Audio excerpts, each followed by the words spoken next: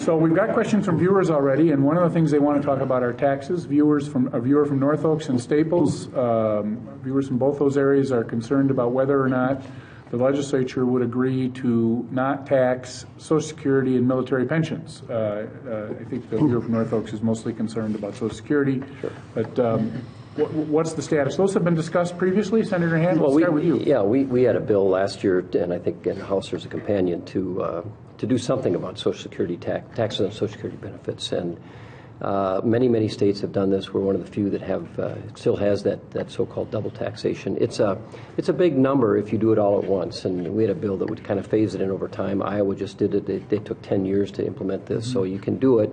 So it really is a question of how much you can afford to do it in a given year. But we think it's important. We're an aging population.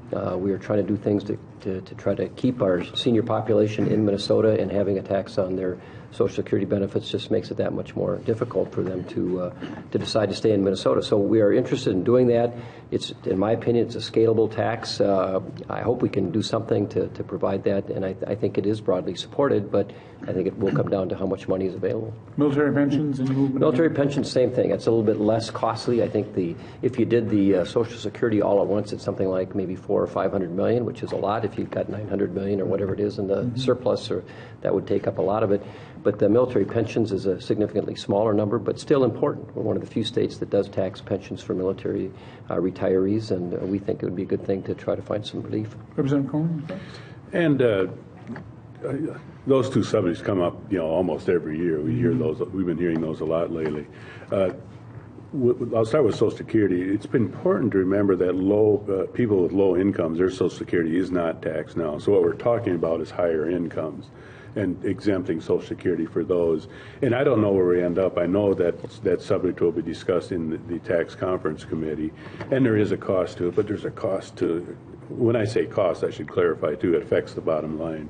But, that'll be part of the whole discussion, and we'll see where that ends up. With the military pension, we do have, and I believe it's a tax credit now. Yes, it is. And so there's some recognition of that in the state now, which I think is a good thing. Again, I don't know how much discussion that will get in the conference committee this year. I think there's some other topics that will probably get a little more, but that doesn't mean it won't be discussed. When you look at the tax bill and the proposals brought by both the House and the Senate, there's a wide subject of area that we have to discuss there, and there will be only so much money to go around to cover those, and so we'll have to see where that discussion goes. But I also should add that I believe there will be a federal conformity bill coming here pretty soon also. And the governor last night said that he was willing to support that. Right, and that's tax relief for taxpayers also, and I think that'll come sooner than later. But so that's some of the things we'll be working on. Representative Marquardt? It's always important to try to find property tax relief or any type of relief for senior citizens and the military. It's absolutely vital.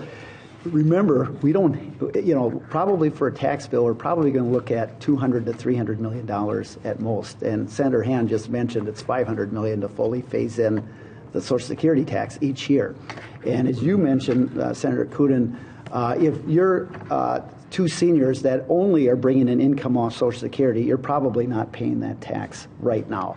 So I think a better way to target for senior citizens is property tax relief. And one of the things we have is the Homestead State Credit, which says basically if your property taxes are high in comparison to your income, you get a property tax relief. And so the fact that we didn't do that last time, we're going to see property taxes go up over $400 million this year. And that's going to really hit senior citizens and families and farmers and small businesses pretty hard. And it's really going to hit out in rural Minnesota disproportionate. So I do think we're going to have to be very strategic with the dollars that we use. I have always think the best way to do is look at property tax relief.